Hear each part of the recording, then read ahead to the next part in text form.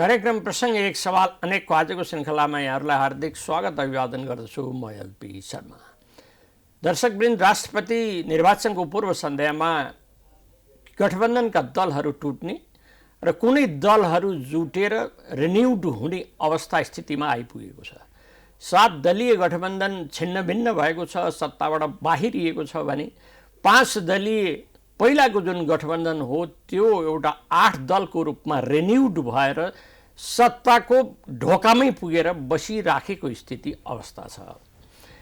एकातिर देशमा यति धेरै बग्रेलती समस्याहरू छन्, आर्थिक समस्या त्यत्तिकै छ, बैंक वित्तीय संस्थाहरूका कारण सिर्जिएका समस्याहरू उत्तिकै छन्, माइक्रो फाइनेन्सका कारण चाहिँ मान्छेहरू सङ्घर्ष समिति गठन गर्दैछन्, व्यापारको स्थिति अवस्था त्यस्तो छ, काहली लाग्दो छ, बजार चलायमान हुन सकेको छैन। यी सबै समस्याहरू एकातिर छ, तर सरकारले के गर्छ कि खालि जति बेला पनि गठबन्धन, नयाँ गठबन्धन र सरकारको लागि संसदमा विश्वासको मत प्रत्येक 2-2 महिनामा विश्वासको मत। अब यो सबै तरिकाले राष्ट्र कहाँ पुग्छ र राष्ट्रको विकास निर्माण र आर्थिक उन्नतितर्फ चिन्ता कसले गर्ने? आज यस सम्बन्धमा हामीले छलफल गर्नका लागि एक विशिष्ट अतिथि डाक्टर शरद यादवलाई हामीले यहाँ निम्त्याएका छौँ। उहाँ जनमत पार्टीका नेता हुनुहुन्छ र हालसालै उहाँले लोकसभाबाट जनमत पार्टीमा पनि प्रवेश गर्नुभएको छ। अब यही विषयलाई हामीले केन्द्रमा राख्छौँ र अन्तर्संवाद प्रारम्भ गर्छौँ। अब कुनै विलम्ब नगरी हामी उहाँलाई यस कार्यक्रममा हार्दिक स्वागत गर्छौँ। स्वागत छ डाक्टर साहब, कार्यक्रम। धन्यवाद। अब हाम्रो अन्तर्संवादको सिलसिला त यसैबाट सुरु गरौँ। थोरै केही मैले ओपनिङमा त बताएँ होइन। अब राष्ट्रपतिको निर्वाचन त अब चाहिँ नि अब यो एमाले चाहिँ सत्ताबाट बाहिरिसक्यो र समर्थन पनि फिर्ता गरिसक्यो, राप्रपा पनि बाहिरिसक्यो। यो अवस्थामा 8 दलीय गठबन्धन जुन बनेको छ, राष्ट्रपतिको निर्वाचन त अब औपचारिकतामा मात्रै सीमित भयो कि अझै पनि शङ्का छ? अब तपाईँलाई सबभन्दा पहिला धन्यवाद यहाँसम्म निम्त्याउनु भयो आजको छलफलको लागि।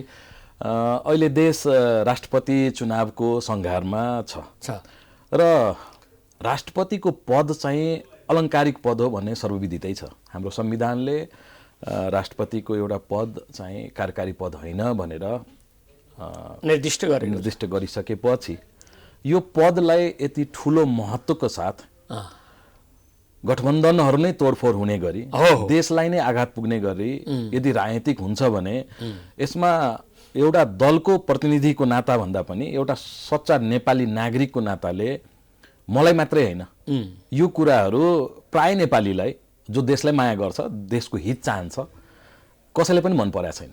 अब अहिलेको सन्दर्भ के छ भने ठुला राजनीतिक दलहरू खास गरेर जो 46 साल पछिको परिवर्तन पछि यो देशलाई हाँक्ने काम गर्यो, 62-63 पछि खास गरेर, त्यसपछि 72-73 को तपाईँको नयाँ संविधान पछि खास गरेर काङ्ग्रेस र कम्युनिस्ट कुरा गरेको मैले, पछि आएर माओवादी उहाँहरूले अहिलेसम्म यो देशलाई एउटा भनौँ पञ्चायती व्यवस्थाको उसपछि, राजतन्त्रको उन्मूलन पछि यो देशहरूलाई, यो दलहरूले, खास गरेर ठुला दलहरूले राजनीतिको लागि मात्रै राजनीति गर्यो देशमा, जुन अहिलेसम्म चलिआएको देखियो। विकासको लागि गरेन, देखेकै छैन, उन्नतिको लागि गरेन, के पनि देखेको छैन। देशको तपाईँले जुन पृष्ठभूमिमा जुन कुराहरू जोड्नु भयो, आज देशको अवस्था कहाँ छ, यो देशको आर्थिक अवस्थाको व्यतिथि यति चरम सीमासँग पुगेको छ कि कुनै पनि बेला देश नै ब्याङ्क्रप्ट हुने अवस्थामा पुग्न सक्छ।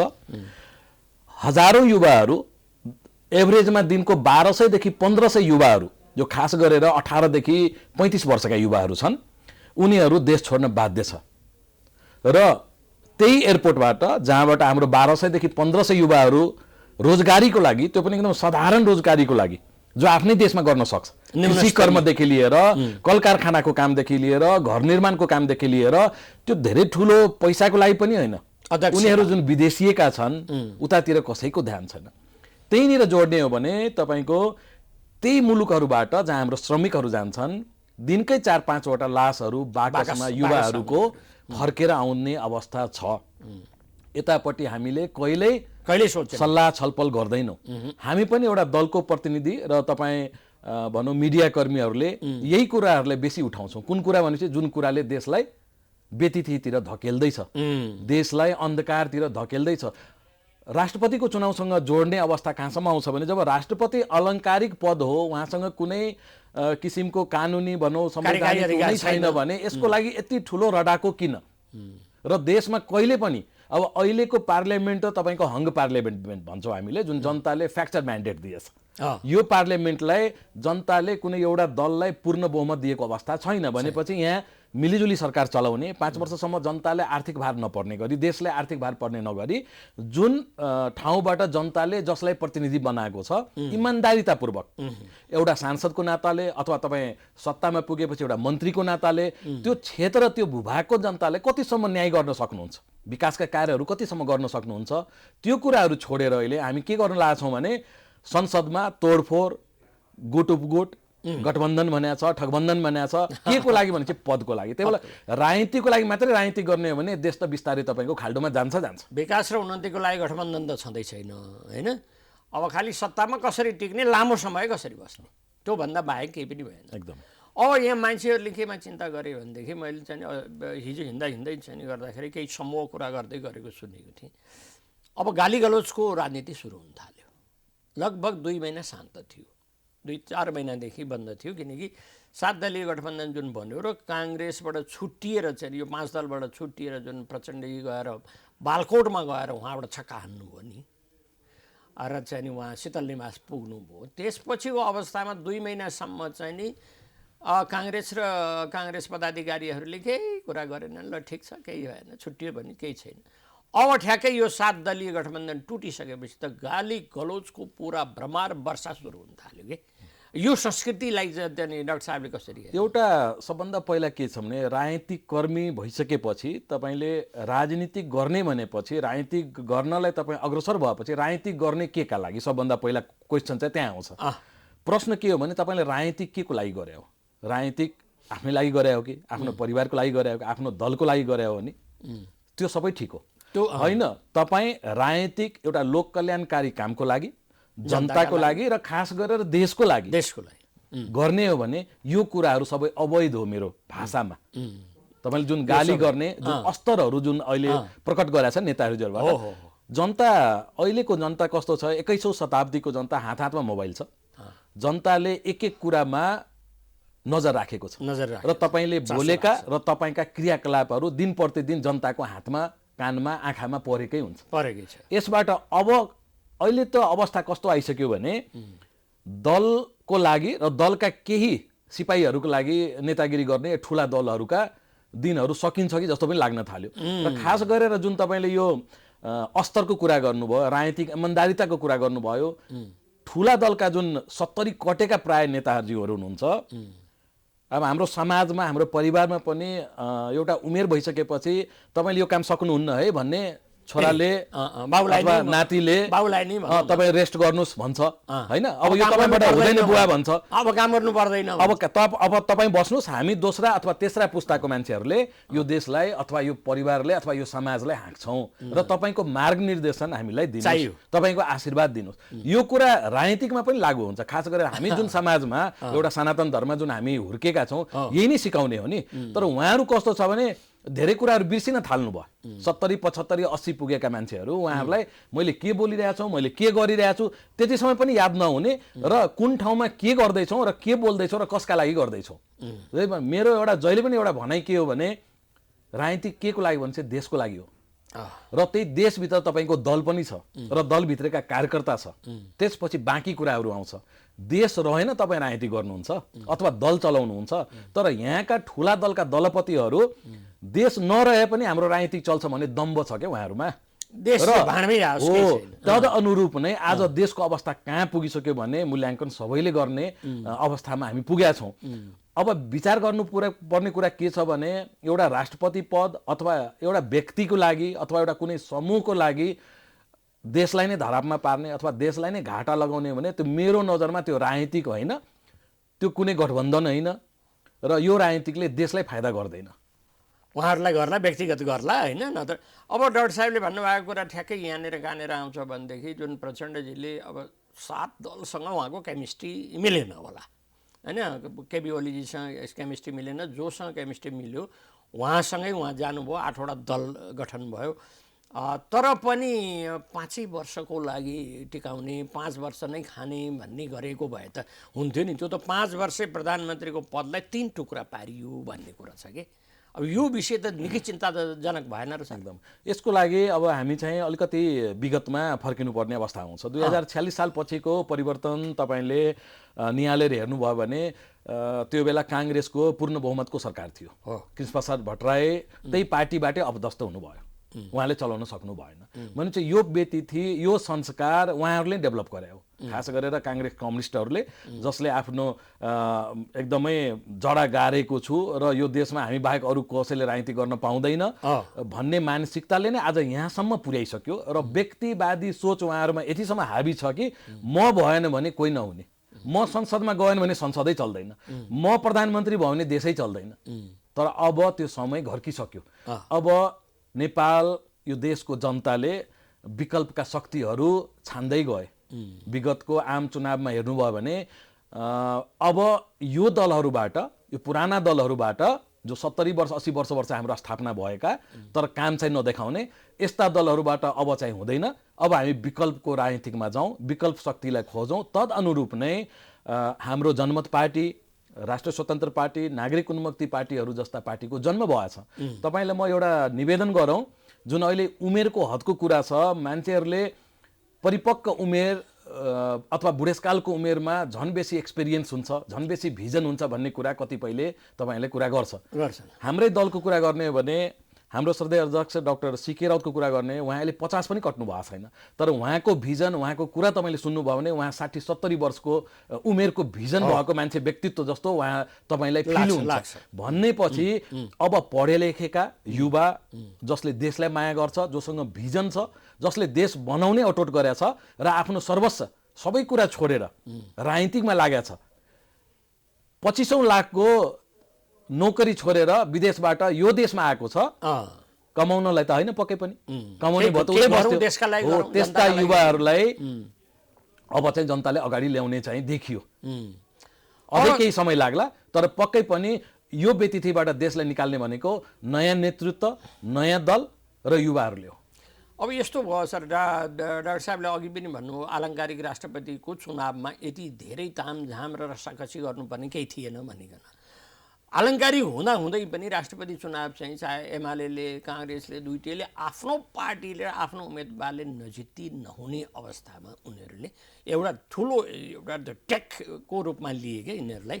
अब यो आलङ्कारिक हुँदाहुँदै पनि अब त्यसो भए त संविधानै चेन्ज गर्नु पऱ्यो नि त, कार्यकारी नै बनाउनु पर्ने भयो नि त एकदम राष्ट्रपतिलाई। अब यसमा दुईटा कुरा म देख्छु। एउटा के छ भने उहाँहरूमा त्यो पदप्रति, त्यो संस्थाप्रति किन यति धेरै आसक्ति भनेपछि उहाँहरूले गरेका गलत कार्यहरू राजनीतिकमा भोलि गएर राष्ट्रपतिको पोल्टामा केही कुराहरू जान्छ, उहाँले यस्तो गर्ला उसो गर्ला भन्ने कुराहरूको डर चाहिँ उहाँहरूमा छ, जुन विगतको दिनमा पनि देखिएको छ। राष्ट्रपति पनि यो देशमा विवाद रहित रहन सकेन, भले त्यो अलङ्कारिक पद होस्, तर राष्ट्रपतिको महत्त्व देखियो। केमा देखियो भनेपछि दलका कुराहरूमा विवादित भए राष्ट्रपति, त्यो कारणले पनि त्यो संस्थाप्रति, त्यो पदप्रति उहाँहरूको यति धेरै आसक्ति भएको हुनुपर्छ। अब जहाँसम्म नेताजीहरूको यो सरकार चलाउने, गिराउने र गठबन्धनको कुरा आउँछ, अब अहिलेको जुन प्रधानमन्त्री हुनुहुन्छ कमरेड प्रचण्ड, उहाँको प्रधानमन्त्रीत्वमा अहिले हाम्रो पार्टी पनि सरकारमा छ। तर हाम्रो एउटा के छ भने जुन भाग, जुन सानो एउटा ठाउँ हामीले पाएको छौँ, त्यहाँबाट हामीले जनतालाई, जुन दैनिकी जनताको छ, जस्तो अहिले चाहिँ केन्द्रमा हेर्नुभयो भने खानेपानी मन्त्रालय हाम्रो भागमा परेछ।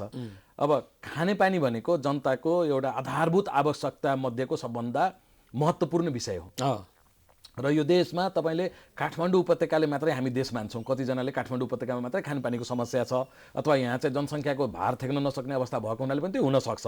तर सम्पूर्ण देशमा तपाईँ पहाडतिर जानुभयो भने, हिमालतिर विकट पहाडी जिल्लाहरूमा जानुभयो भने घन्टौँ एक गाग्री पानी बोकेर आमा दिदी बहिनीहरू घरसम्म पुग्ने अवस्था छ, त्यतापट्टि कसैको ध्यान छैन।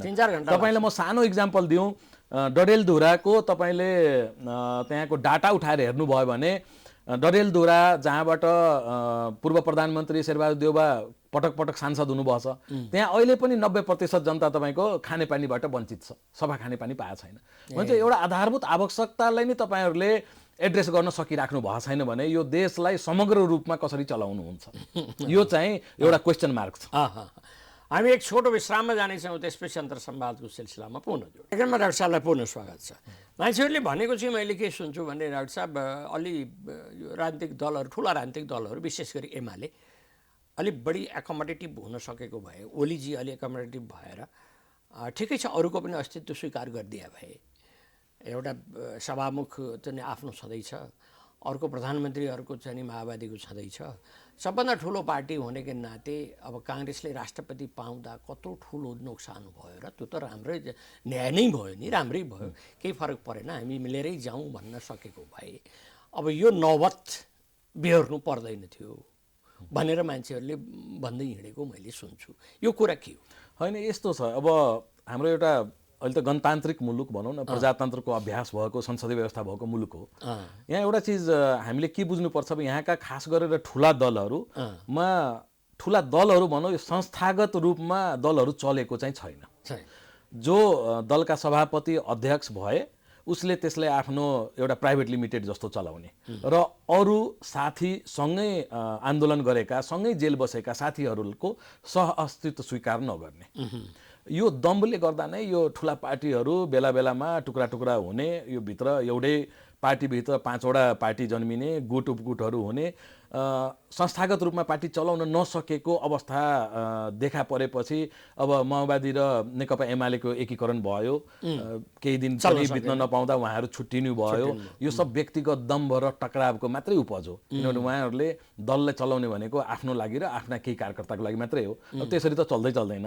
त्यही तदनुरूप नै उहाँहरूको पार्टी टुक्रियो, पछि माधव नेपालजी पनि निस्किनु भयो। यो सबै एकअर्काको अस्तित्व, सह अस्तित्व स्वीकार नसक्ने अवस्था देखेपछि यिनीहरूको अवस्था अथवा हविगत यस्तो भएको। यस्तो भयो क्या डाक्टर साहब, कस्तो भनेदेखि गठबन्धन पनि नीति, सिद्धान्त र एजेन्डामा आधारित भएर गठबन्धन बनेको भए त केही समस्या हुँदैन थियो। त यहाँदेखि त पनि अब सत्तामा अङ्कगणित मात्रै कुरा होइन। यहाँ त अब कस्तो देखियो भने, मैले सुरुमै के निवेदन गरेँ भने, राजनीतिको लागि मात्रै राजनीति गर्नुहुन्छ भने तपाईँले जे गर्दा पनि हुन्छ। अब तपाईँ विगतको, मैले तपाईँको यो आम निर्वाचनतिर लग्न चाहन्छु, गठबन्धनहरू के भए त्यसलाई त म कहिल्यै गठबन्धन मान्दिनँ।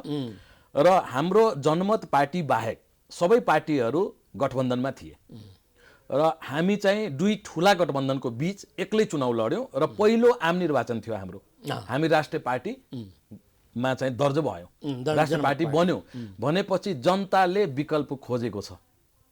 अब अर्को कुरा म के जोड्न चाहन्छु भने, जुन गठबन्धनको कुरा गर्नुभयो, मैले सिट मात्रै जित्नलाई, आफू मात्रै जित्नलाई राजनीति गर्ने अवस्था देखियो।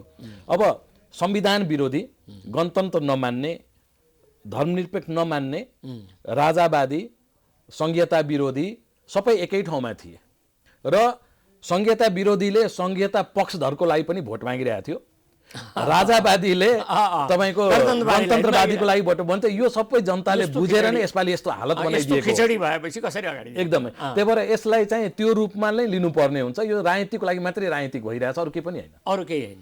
अब डाक्टर साहबको पार्टी जनमतपट्टि जाउँ। डाक्टर साहबको नयाँ चाहिँ अलि रिसेन्ट प्रसङ्ग पनि छ। लोकसभामा यति केही समय बस्नुभयो, चाहिँ लोकसभा त यस्तो पार्टी, अब त्यो महन्त ठाकुरलाई राष्ट्रपतिको रूपमा उभ्याउनुपर्छ भन्ने पनि लोकसभाका साथीहरूले, नेताहरूले भन्दै हुनुहुन्थ्यो। अब डाक्टर साहबले चाहिँ लोकसभाबाट अब केही हुनेवाला छैन, अब जनमतले नै गर्छ जे गर्छ भनेर यता फर्किनु भयो। त्यो के कारणले लोकसभा छोडेर यता जनमतमा आइपुग्नु हो? एकदमै यो कुरा पनि त्यहीँबाट जोडिन्छ कि म चाहिँ राजनीतिको लागि मात्रै राजनीति गर्न आएको होइन। म चाहिँ जुन भूभागबाट प्रतिनिधित्व गर्छु, आजसम्म त्यो भूभागका मतदाताहरूले जुन पार्टी, जुन मेरो पूर्व पार्टी भनौँ लोकतान्त्रिक समाजवादी पार्टी, त्योभन्दा पहिला राष्ट्रिय जनता पार्टी, त्योभन्दा पहिला सद्भावना पार्टी, उहाँहरूको अवस्था कस्तो देखियो भने भोट चाहिँ लिने तर मुद्दालाई यथावत राख्ने, मुद्दालाई एउटा बार्गेनिङको रूपमा, एउटा टुल्सको रूपमा प्रयोग गर्ने, सत्तामा जाने अनि त्यसपछि त्यो मुद्दालाई जीवितै राख्ने। किन मुद्दा मर्यो भने त फेरि राजनीतिक सकिन्छ नि त। त्यो अब्जर्भेसन गर्दै किन म त पहिला पनि त्यो पार्टीहरूमा कुनै पदमा थिइनँ, त्यस्तो कुनै कार्यकारिणी उसमा थिइनँ। तर मेरो अब्जर्भेसन के थियो भने अब खालि पदको लागि र सत्ताको लागि मात्रै राजनीति गर्ने ठाउँमा त्यो दलमा बसिराख्यो भने आफूले गर्न खोजेको काम गर्न नसकिने हो। र खास गरेर देशको लागि जुन कुराहरू आफ्नो मनमा छ, भोलि गएर यो देशलाई यस्तो बनाउनु पर्छ र एउटा यस्तो सङ्गठन चाहिन्छ र त्यसको एउटा यस्तो लिडरसिप चाहिन्छ जुन चाहिँ यो देशलाई साँच्चै हाँक्ने अवस्थामा पुर्याउन सक्छ, त्यसमा म एउटा अब्जर्भेसनमा थिएँ। र अहिले आएर खास गरेर जनमत पार्टीको मैले बारम्बार भन्ने गरेको छु, तपाईँले राजनीतिक कर्मी हुनुहुन्छ, राजनीति गर्न देशको लागि राजनीति गर्न चाहनुहुन्छ भने तपाईँले दुईटा कुराको आवश्यकता पर्छ, त्यो दलको नीति र त्यसको नेतृत्व। नीति र नेतृत्व यो दुईटा सही भएन भने अहिले जुन ठुला दलको हविगत भइरहेछ यही नै हुने हो। सो तदअनुरूप नै मैले जनमत पार्टीको नीति, विधान र नेतृत्व सबल पाएँ र सुदृढ पाएँ। र अहिले नयाँ पार्टी र एउटा युवाले जुन हाम्रो अध्यक्ष उहाँ 50 वर्ष मुनिकै हुनुहुन्छ, तर उहाँको विद्धता हेर्नुभयो भने उहाँले गरेका एउटा भनौँ न पढाइ लेखाइमा जुन उहाँको एउटा विद्धता छ, क्याम्ब्रिजबाट उहाँले जुन विद्यावारिधि गर्नुभएको छ, जुन एउटा साधारण परिवारमा जन्मेर पनि उहाँले जुन त्यो एउटा ठाउँसम्म पुग्नुभयो, यो कुराहरूले मलाई आकर्षित गर्यो। र एउटा मेरो सौभाग्य के छ भने मेरो र डाक्टर सीके राउतको एउटै गाउँपालिका हो, हामी एकदम नजिकको छिमेकी पनि हौँ। सप्तरी जिल्ला महदेवा गाउँपालिका उहाँको 6 नम्बर वडा, मेरो चाहिँ 3 नम्बर वडा। सो यो कुराहरूले एउटा केमिस्ट्री पनि मिल्यो र उहाँको जुन एउटा भाव छ, उहाँको जुन देशप्रति एउटा समर्पण छ र केही गर्ने र यो देशलाई कसरी विकसित बनाउने, नेपाललाई सिङ्गापुर स्विजरल्यान्ड नबनाउने, नेपाललाई नेपाल नै बनाउने। उहाँको तपाईँले विगतको इन्टरभ्यूहरू हेर्नुभयो भने, संसदको कुरा हेर्नुभयो भने नेपाल नै आजभन्दा 50 वर्ष अगाडि जुन मुलुकहरूबाट अहिले हामी केही लिइरहेछौँ त्यो मुलुकहरूलाई दिने अवस्थामा थियो। नेपाल कोरियालाई, जापानलाई चावल पठाउने मुलुक हो, नेपाल तपाईँको बङ्गलादेशलाई सहायता गर्ने मुलुक हो, पाकिस्तानलाई सहायता गर्ने मुलुक हो। हामी समृद्ध थियौँ पहिला, तर यो बेतिथि र एकल सोच भएका एकात्मक नेताहरूको उदय भएपछि नेपाललाई बिस्तारै बिस्तारै खाल्डोमा हाल्दै गयो। यावत कुराहरूले मनन गर्दाखेरि र नीति र नेतृत्वको कुरा गर्दाखेरि मलाई जनमत पार्टी र यसको नेतृत्व डाक्टर सीके राउतको नेतृत्व मन परेर पक्कै पनि म यो पार्टीसँग मिल्न आएको र म भोलि सङ्गठनको काममा अहिलेदेखि नै लागिसकेको छु र यसलाई देशभरिकै पार्टी कसरी बनाउने र यो देश हाँक्ने अवस्थामा डाक्टर सीके राउत कसरी पुग्नुहुन्छ त्यतातिर मैले चाहिँ काम गर्न सुरु गरिसकेको छु। अब डाक्टर साहबले भन्नुभयो, अब अस्ति पनि मैले सुन्दै थिएँ तपाईँहरूलाई कि यसलाई क्षेत्रीय पार्टीको रूपमा मात्रै सीमित नगरेर, मधेसमा मात्रै सीमित नगरेर पहाड हिमालसम्म पुर्याउनुपर्छ र राष्ट्रव्यापी बनाउनुपर्छ यसको सङ्गठन भन्दै हुनुहुन्थ्यो। अहिले भर्खरै पनि त्यही कुरा आयो। अब त्यसको तयारी अनि त्यसको होमवर्क एकदम अब सबभन्दा पहिला त मैले हजुरलाई एउटा करेक्ट के गर्न खोजेँ भने हाम्रो चाहिँ क्षेत्रीय पार्टी हुँदैन। क्षेत्रीय पार्टी किन होइन भने हामी राष्ट्रिय पार्टीको मान्यता पाएका छौँ र त्यति भोट लिएर, त्यति भूभागको जनताको भोट लिएर हामी यहाँसम्म आइपुग्यो। त्यही भएर क्षेत्रीय पार्टी भनिदिँदा हामीमाथि अलिकति अन्याय हुन्छ। हामी राष्ट्रिय पार्टी नै हो र काठमाडौँदेखि लिएर सुदूरपश्चिमसम्म हाम्रा यसपालि उम्मेदवार छ, उम्मेदवार थियो, राम्रै भोट आयो। यो हाम्रो पहिलो इलेक्सन भएको हुनाले पनि हामी सङ्गठनमा त्यति काम गर्न सकेनौँ र लुम्बिनीमा सरकारमा हाम्रो मन्त्री नै छ लुम्बिनी प्रदेशमा। त्यही भएर यो एउटा राष्ट्रिय पार्टी हो। अब यसलाई कसरी अगाडि बढाउने, हाम्रो नेतृत्वलाई सङ्गठन कसरी विस्तार गर्ने, त्यो व्यापक रूपमा हामी लागि परेका छौँ र नेतृत्वलाई कसरी स्थापित गर्ने र जनजनमा उहाँको कुराहरूले कसरी पुर्याउने कि मान्छेले विश्वास गरोस् र हामी ठाउँमा पुगेपछि एउटा सानो मन्त्रालय मात्रै पाएपछि त्यसबाट कति राम्रो काम गर्न सकिन्छ भन्ने एउटा इक्जाम्पल जनतामा सेट गरिदिने, त्यही नै हाम्रो अहिलेको प्रमुख चाहिँ काम छ। अब मान्छेहरू के भन्छ भने हामी अन्तिम चरणमा पनि छौँ, एउटा जिज्ञासा के राख्छन् भनेदेखि अब तपाईँहरू 8 दलीय गठबन्धनमा जनमत पार्टी पनि छ, जसपा पनि छ। जसपा र जनमत पार्टी एकै ठाउँमा जहाँ चाहिँ उपेन्द्र यादवलाई डाक्टर साहबले, डाक्टर सीके राउतले भारी मतान्तरले विजयी हुनुभयो, हराउनुभयो। अब त्यसको पनि अब कसरी चाहिँ त्यसको हिसाब चुकाउने भन्ने पनि उपेन्द्र यादवमा होला। अब यो दुईटा सेयर एउटै जङ्गलमा कसरी रहन सक्छ मान्छे? हजुर ठिक छ, राम्रै सवालको उठान गर्नुभयो। राजनीतिकमा कस्तो हुन्छ नि, तपाईँ यदि फेरि त्यही कुरा आउँछ, राजनीतिको लागि राजनीति गर्नुहुन्छ भने त बाँकी केही रहेन। त निष्ठाको राजनीति गर्नुहुन्छ, जनताको लागि राजनीति गर्नुहुन्छ, देश र विकासको लागि राजनीति गर्नुहुन्छ भने तपाईँ एक ठाउँबाट पहिला प्रतिनिधि हुनुहुन्थ्यो, यसपालि तपाईँ त्यहाँबाट चुनाव हार्नुभयो, जनताले तपाईँलाई आत्ममूल्याङ्कन आत्मचिन्तन गर्नुहोस् तपाईँ किन हार्नुभयो र 5 वर्षपछि फेरि आउनुहोस्, तपाईँ सच्चिएर तपाईँको दल सच्चिएर तपाईँले काम देखाएर आउनुभयो भने तपाईँ फेरि पनि त्यहाँबाट विजय हुने सम्भावना त हुन्छ। तर यहाँ केही व्यक्तिमा एउटा आत्म सोच अथवा भनौँ एउटा दम्ब के छ भने, मैले अघि पनि निवेदन गरेँ कि म भएन भने संसदै चल्दैन, अब त्यसको लागि 10 थरीको तिक्रम गर्ने, अब जनता यसमा पनि नजर राखेकै होला। किनभने एकचोटि हाम्रो प्रजातान्त्रिक मुलुकमा संसदीय मुलुकमा एकचोटि चुनाव हारेपछि 5 वर्षपछि पालो आउँछ। अब म एसएलसीमा फेल भएँ, 1 वर्ष पनि म कुर्न नसक्ने, म 3 महिनापछि फेरि एसएलसी दिन्छु भन्दा त हुँदैन। त्यही भएर यो अप्राकृतिक कुराहरू हो र जहाँसम्म शेरको कुरा आउँछ, राजनीतिकमा यस्तो शेर अथवा अरू कुनै शब्दहरू खासै हामी त्यसको मूल्याङ्कन गर्दैनौँ। शेर उही हो जो चाहिँ जनताको प्रतिनिधित्व गर्छ, धेरैभन्दा धेरै भोट लिएर जित्छ र जसलाई देशको माया छ, जो दिनरात देशको प्रगतिको लागि काम गरिरहेछ। मेरो नजरमा राजनीतिक शेर त्यही नै हुन्छ। हस् हस् त डाक्टर साहब, अधिक व्यस्तका बीच प्रदान गर्नुभएको समय र संवादको लागि मेरो व्यक्तिगत र टिमको तर्फबाट हार्दिक धन्यवाद। धेरै धेरै धन्यवाद। तपाईँ लगायत प्राइम टिभीका सबैजनाले मेरो धन्यवाद। हस् त दर्शकवृन्द, आज हामी डाक्टर शरद सिंह यादवसँग बसेर यो वर्तमान राजनीतिक परिघटनाबारे केही क्षण चर्चा परिचर्चा गऱ्यौँ। आजको समय पनि सिद्धिसकेको हुनाले फेरि अर्को दिन अर्को प्रसङ्गमा आउनेछौँ। त्यतिन्जेलको लागि बिदा दिनुहोस्। हस्त नमस्कार।